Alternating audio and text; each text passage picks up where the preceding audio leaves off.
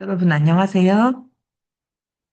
오늘은 이해교육론 2장 이해처리 과정, 이해처리, 이해한 내용을 어떻게 인간의 뇌는 그러니까 언어나 무엇으로 들어온 정보를 처리하느냐 그런 과정에 대해서 공부해 보도록 하겠습니다.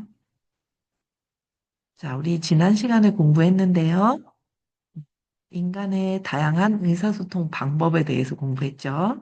그래서 말로도 의사소통하고, 글자로도 의사소통하고, 손짓으로, 그림으로, 이렇게 인간은 여러 가지 방법을 통해서 의사소통을 한다라는 거 기억하시죠?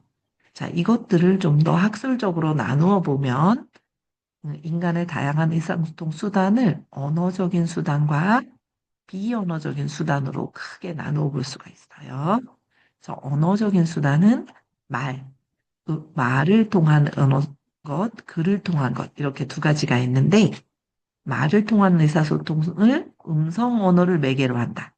글을 통한 의사소통을 문자 언어를 매개로 한다. 라고 할 수 있어요. 그래서 음성 언어를 매개로 하는 건 말하기와 듣기가 있고, 문자 언어를 매개로 하는 건 읽기와 쓰기가 있겠죠.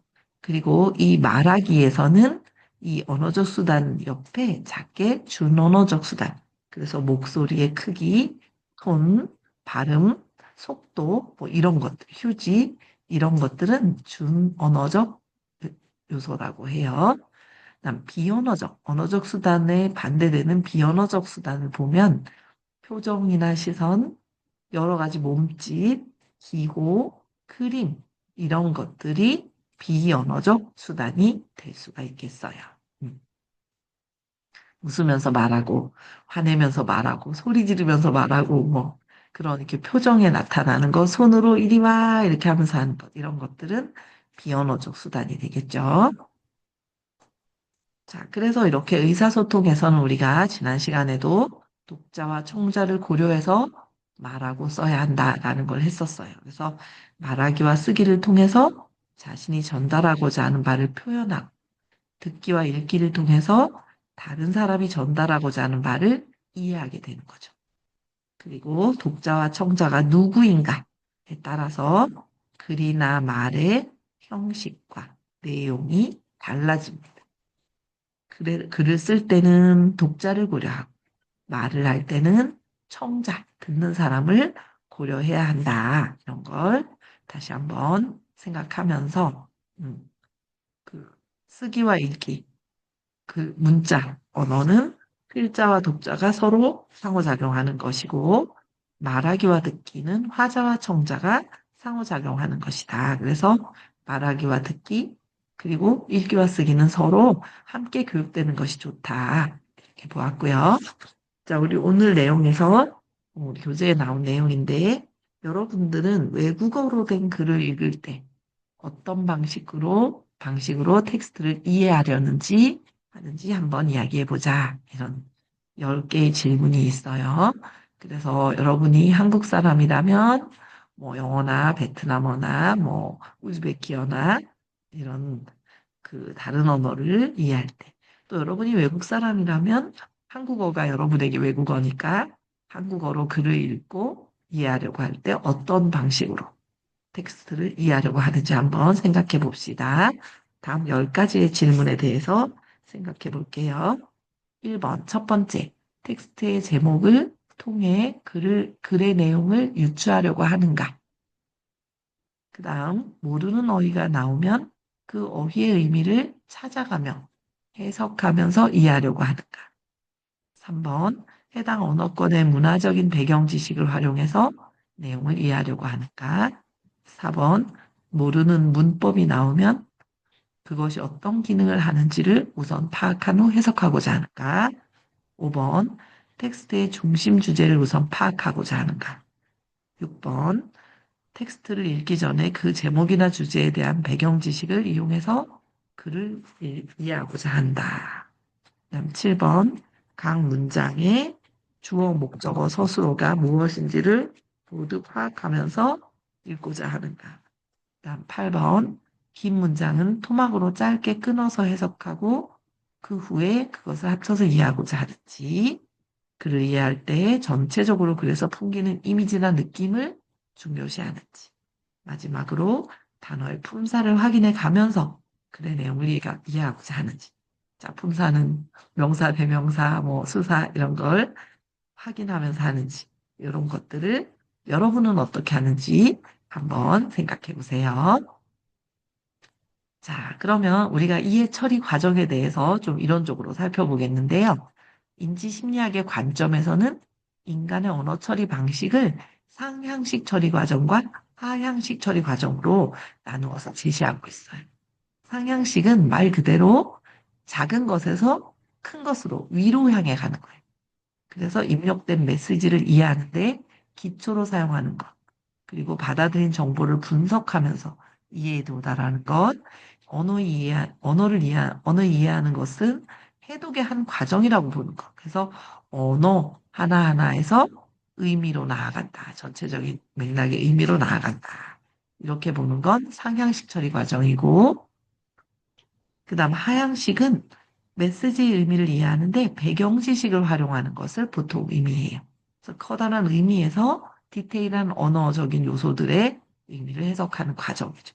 자, 이걸 그림으로 한번 보자면 여기 어떤 사람이 뭔가 이 꽃을 보고 이거 뭐지 이렇게 모르는 것이 있을 때 생각하는 과정이에요. 자, 이걸 하나의 그림, 또 다른 그림으로 보자면, 자, 여기 숲이 있어요. 커다란 나무도 있고요. 풀도 있고요. 숲이 있어요. 자, 이 사람은 어때요? 숲속으로 들어가서 이 꽃이 뭐지? 이 풀이 뭐지? 이 나무가 뭐지? 이렇게 보는 거예요. 그래서 하나하나, 아, 무슨 무슨 꽃이구나, 무슨 나무구나, 나무가 2개 있네, 10개 있네, 와, 이렇게 전체적으로 숲이구나, 하고 이해하는. 요거는 상향식 처리 과정을 하는 사람이죠. 자, 큰 새가 있어요. 새는 하늘에서 이 숲을 바라봐요. 와, 숲이다. 그 다음에 새가 그리고 내려가서 숲으로 가서 디테일하고, 이거는 하향식 처리 과정의 그림으로 여러분에게 한번 그려봤어요. 자, 듣기와 읽기에서 상향식 처리 과정을 좀 더 자세히 보면 독자가 특정 순서대로 텍스트를 이해할 때까지 정보를 처리하는 것을 의미합니다. 이때 독자와 청자의 어휘적, 문법적 능력은 상향식 처리 과정의 기본이 되는 거죠. 어휘적 능력은 익숙한 어휘를 찾아 개별적 의미를 이해하고 문법적 능력은 문장 구성, 성분 간의 관계를 밝혀서 이해하는 거예요.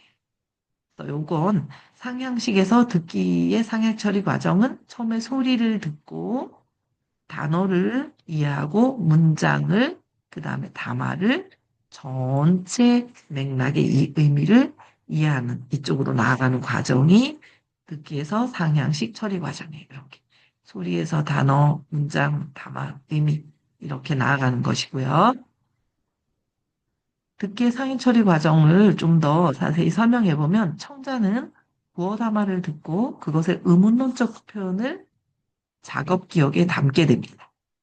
그래서 의문론적 표현들의 내용과 기능이 무엇인지를 알아내면서 그것들을 구성 성분으로 조직화하게 되고요.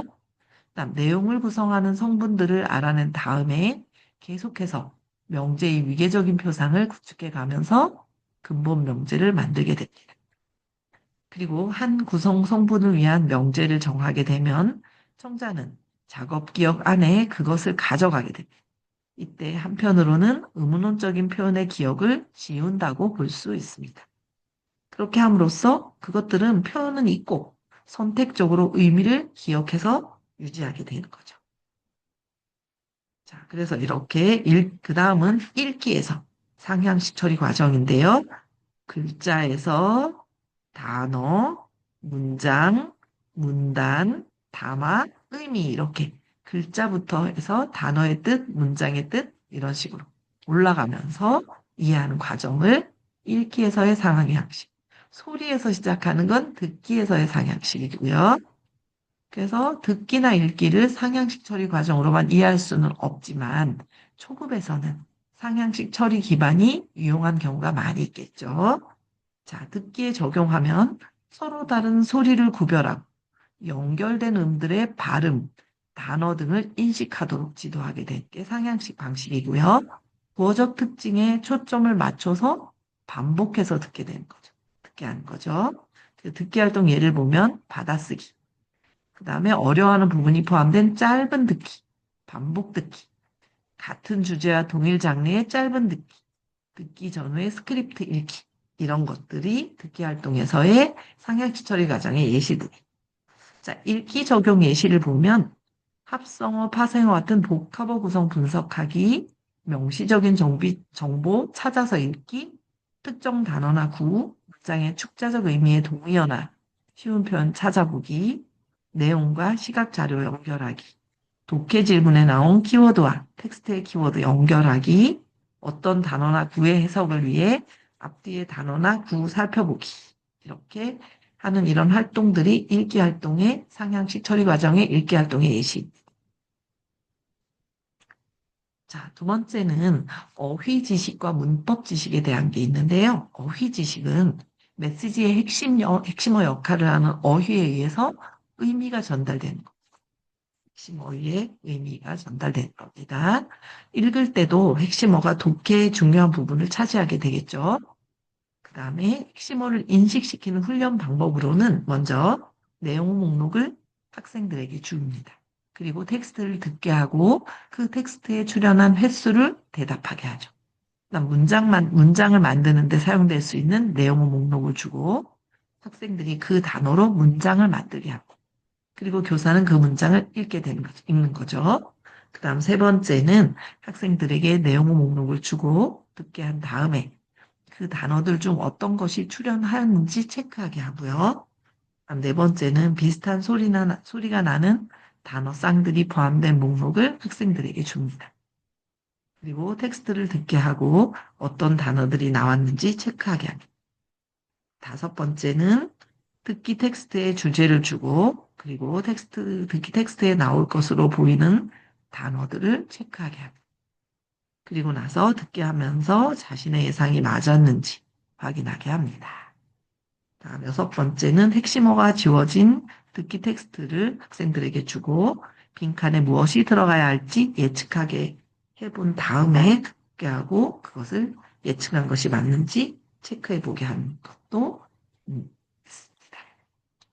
자, 그 다음에 상해 처리 과정에서 문법 지식은 품사, 어순, 시제, 상, 양태 이런 표현들의 지식이 포함되는 거고요. 듣기의 경우 학생들은 비슷한 소리가 나는 문법적 형태의 구별을 어려워합니다. 예를 들면 이가, 은는, 그 다음에 판정 의문문인지 설명문인 의문문인지 어디에 가요? 어디 좀 가? 뭐 이런 식의 어디라는 것이 판정 의문문인가 아니면 설명하는 의문문인가 이런 설명 의문문인가 이런 것들도 구별하기 어려워하는 예가 되겠어요. 자, 그럼 상향식에서 문법 지식을 기르는 활동은 먼저 어려운 문법적 요소가 포함된 문장을 받아쓰기 하게 하고요. 변별되는 시제 형태가 담긴 문장들을 듣고 해당 시제를 체크하게 합니다. 비슷하지만 서로 다른 문법적 요소가 담긴 문장을 듣게 하고요. 그리고 주어진 문장 쌍에서 각각의 의도된 의미는 무엇이었는지 체크하게 합니다. 자, 문장의 시작 부분을 듣게 하고 그리고 학습자들이 사용된 절의 유형에 기초해서 그 다음에 나올 정보의 유형이 무엇일까를 추측해 보게 합니다. 어떤 원인일까, 어떤 결과일까 이런 것들을 추측해 보게 한다는 거죠. 예를 들면 담화 처음 부분에 두세 문장을 듣고 다른 부분에서 멈추고 학생들에게 형용사, 접속사, 명사, 부사 중에서 어떤 유형의 단어가 뒤에 따라오게 될지 맞춰보게 한다든지 이런 것들. 이런 것들은 모두 상향식 처리 과정을 해서 문법 지식을 기르는 연습 방법이었고요. 자, 다음은 하향식 처리 과정에 대해서 보겠어요. 자, 하향식 처리 과정은 듣기와 읽기에서 하향식 처리 과정인데요. 듣기와 읽기에서 학습자는 텍스트를 이해하기 위해 배경 지식과 맥락을 활용한다고 합니다. 그래서 학습자는 자신의 목표, 기대, 전략적 처리 과정에 의해서 능동적으로 이해 처리 과정을 조정할 수 있다고 보는 거죠. 그래서 듣기나 읽기 담화의 전반적인 내용을 그림을 보듯이 텍스트의 전반적이고 내체적인 의미 이해가 우선시 되는 거예요. 그래서 배경 지식, 그리고 맥락이 중요합니다. 그림을 딱 보면서, 와, 좋다. 이렇게 보는 것. 이게 뭘까 하고 서서히 붓터치가 어떻다. 이렇게 디테일하게 가는 거죠. 하향식이에요. 자, 하향식 처리 과정에서 스키마를 비롯한 학습자의 경험이나 문맥, 예측 등이 중요한 역할을 하게 됩니다.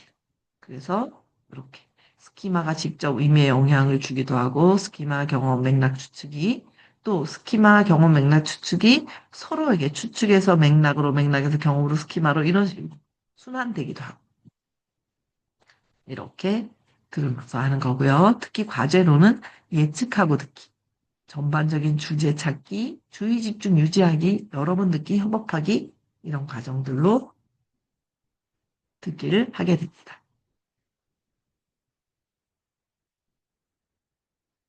자, 다음은 읽기에서 하향식인데요. 우리 앞에서 했던 상향식에서는 밑에 문자에서 단어로, 문장으로, 문단으로, 담화로, 의미로 이렇게 갔죠. 하향식에서는 거꾸로 의미에서 스타트해서 이렇게 의미에서 담화로, 문단으로, 문장으로, 단어로, 글자로 이렇게 내려오면서 전체 의미부터 파악하고 무엇에 대한 내용인지 주제부터 파악하고 하는 거죠. 그래서 독해에 영향을 미치는 요인이 무엇이냐 볼 때 스키마나 경험, 맥락 예측 이런 것들이 독해에 영향을 미친다 이렇게 보고 이때 읽기 활동으로는 지문에 자주 나온 주요 개념 요약하기, 신정보와 구정보 연관시키기, 결론 추론하기, 가설 세우기, 배경 지식 활용하여 추측하기, 담화 형식이나 텍스트 구조 확인하기 이런 것들이 읽기 활동으로 활용될 수가 있겠습니다. 자, 그러면 우리 스키마라는 게 계속 나왔는데, 우리 스키마가 무엇인가 한번 살펴보도록 하겠습니다. 스키마의 정의는 구성주의 이론에서 나온 용어입니다. 그래서 구성주의는 개인의 능동적 지식 구성을 강조한 학습 이론이에요. 그래서 학습자가 이미 지니고 있는 지식에 새로운 지식을 통합할 때 학습이 잘 일어나고 이때 학습자의 능동적인 참여가 중요하다. 이렇게 보는 거예요. 그래서 스크립트, 스키마는 마음 안에서 정보를 구조화하고 사건이나 상황, 사물, 행동, 감정에 대한 일반화된 지식을 표상화하는 정신적 구조체다. 이렇게 보는 거. 예를 들어 저녁 식사를 한다. 그랬을 때 식사의 시간, 장소, 행동 순서, 음식 이름, 그릇 종류, 식사 참여자 이런 것들이 함께 이렇게 그 머릿속에서 얽혀서 필요한 게 딱 나와서 머릿속에서 저녁 식사하는데 농구 이게 떠오르는 건 아니죠. 그렇죠? 네, 그래서 식사 시간은 몇 시지? 어디에서 먹지? 이런 것들 음식 뭘 먹지? 누구누구랑 먹지? 이런 것들을 쫙 꺼내서 표상화해 간다. 이런 거예요. 스키마는 문화에 따라 다를 수도 있고요. 새로운 경험을 할 때마다 수정될 수도 있습니다. 스키마는 개인이 알고 있는 해당 주제에 대해 이해한 것의 총합이다. 이렇게 볼 수 있겠고, 그래서 새로운 지식을 추가하는 과정, 새로운 지식을 추가해서 기존의 구조체를 변화시키는 과정을 스키마라고 할 수 있다. 이렇게 보면 되겠어요. 그래서 스키마의 유형에는 내용 스키마와 형식 스키마로 나눠볼 수가 있는데요. 내용 스키마는 글의 내용, 주제와 관련된 배경 지식을 가리키는 말이에요. 그래서 학습자가 새로운 텍스트를 접할 때 내용과 관련된 배경 지식이 있다면 어휘나 문장 구조가 다소 어렵더라도 쉽게 이해할 수가 있습니다. 따라서 주제에 대한 배경 지식을 형성하고 활성화하면 학습자의 수월한 이해를 도울 수도 있습니다. 그다음 형식 스키마는 담화의 구조에 대한 지식이에요. 그래서 듣거나 읽을 때 담화의 종류에 따라 듣고 읽고 이해하는 방식이 달라집니다. 담화의 전체적인 구조, 수사 구조, 담화 표지에 대한 지식도 형식 스키마에 속하고 담화 이해를 돕게 됩니다. 자, 그다음에는 상호적 처리 과정이 있는데요.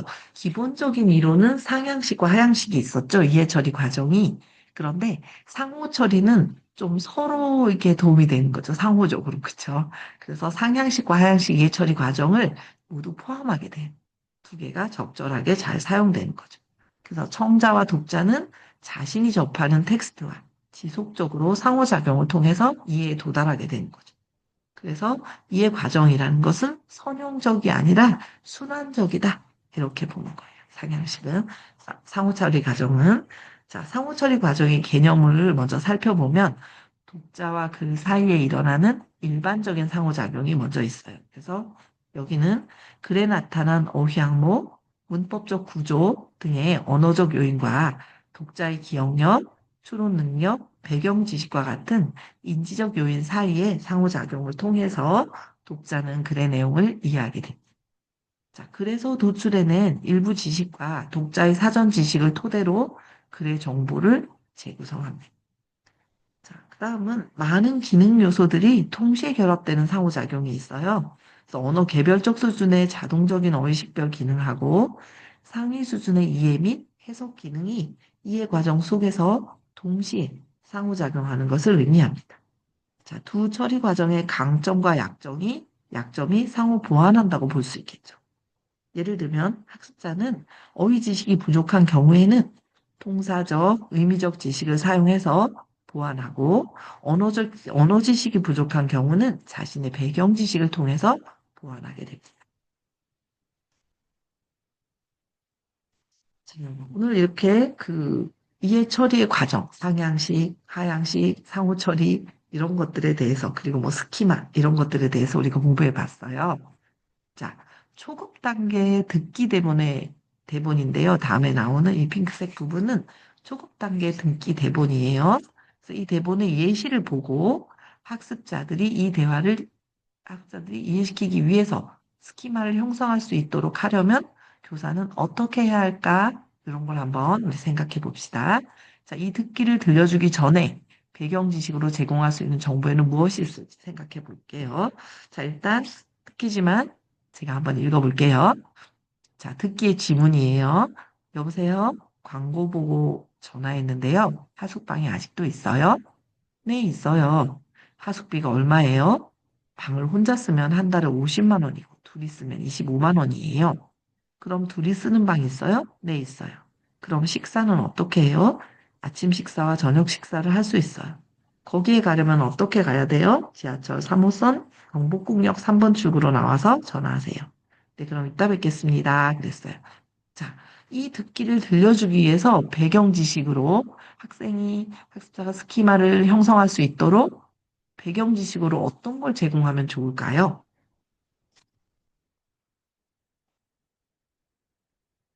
자, 여기 생각해보면 광고 보고 전화했다. 하숙방이 있냐? 네, 있다. 하숙비 얼마냐?